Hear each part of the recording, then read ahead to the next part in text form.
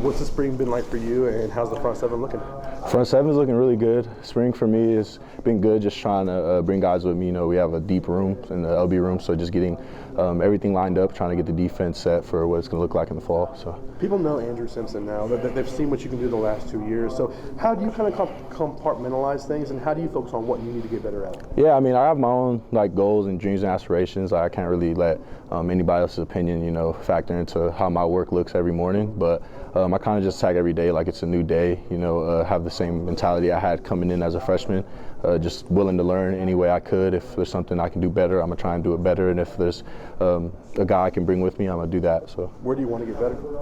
All aspects of my game, really. I feel like every single thing that I put out there on film, I found something I can do better. So whether it's just like my attention to detail, getting guys lined up, trying to be just an extra coach on the field, that's something I can take a step in. In this scheme, do you see yourself maybe rushing the passer a little bit more than dropping back into coverage, or how would you assess that right now, Drew? So for me, they're basically like week to week, kind of game plan based. If they need me to rush the passer more that week, I can do that, or if I need to drop back and cover, I feel comfortable doing that as well. So we're bringing a lot of guys up that we have a lot of good pass rushers on the defense, and that's something in the past that we grew in a great amount, I feel. So whether I'm off the edge or I'm not, I feel like guys can step in and do the same thing. So. You guys are experimenting with helmet communication this spring. Have you hit the mic in your helmet yet? Yeah, I have. It's pretty good. I like it. At first, when I got it, I was kind of confused because I was like, I forgot that it was in my helmet, and I just started hearing voices. But it helps you just get lined up faster. See some of the stuff that you might not see pre-snap, whether it's like second and short, and you need a check, or coach tells you to watch out for like a screen or a draw or something that the tendencies the other team likes to do. You have an extra coach basically on the field with you. So if I could communicate it to the guys, everybody would be on the same page. So how many voices are you hearing in that mic? It's pretty much every coach, but only the DC and like maybe your position coach will say something, but you can hear everybody, whoever just talks at the time. So how tough is that? I mean, you're trying to focus on your assignment and Yeah. everything. I mean, was that really distracting early on? Well, not too much, because it helps you play a little bit faster. Like, I don't really have to look at the sideline for the call. I can just start looking at the offense and see what they're doing, and then get guys lined up, and then they're all looking at the call. So I already hear it, so I'm like kind of a step ahead a little bit. How excited are you for Saturday? I know the fans have a lot of hype going into the season. What's it going to be like to get to play in front of them? Yeah, I mean, it's always a blessing coming out in the blue, seeing fans, seeing the support we receive from our community. So, guys are going to go out there, play hard. Everybody's kind of like fighting for a spot at the end of the day.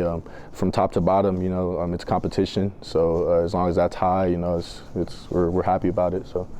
Michael Callahan was just telling us he played the last 4 games of the season with a torn bicep. As someone who kind of lines up behind him, watching him towards the end of the season, knowing the extent of that injury, how much more impressive? Yeah, I mean, it's impressive. Those guys up front seven are always banged up all the time, but it takes a different type of mentality, play through some of those injuries, especially with the stretch we were trying to go through at the end of the year. We had a ton of guys banged up, but we knew we really wanted to win, and we knew we had the chance, so everybody was like all hands on deck, and whether it was a broken hand or a dude on the line that was broken up, like he was trying to play. So that's kind of the mentality we say here. What's Jeremiah Irby brought to the defense since coming over? Yeah, Jeremiah Irby, I mean, he's a big-time player. That's something that we really needed in the back end, somebody that's going to do his job every single play and make plays. He wants to make the play. He's a younger guy, but he plays like a vet, so that's what we need on the defense. Is it pretty quick? I mean, I don't know if you guys watch film and transfers and stuff, but the first couple of practices, was it pretty evident, okay, this guy's going to help us?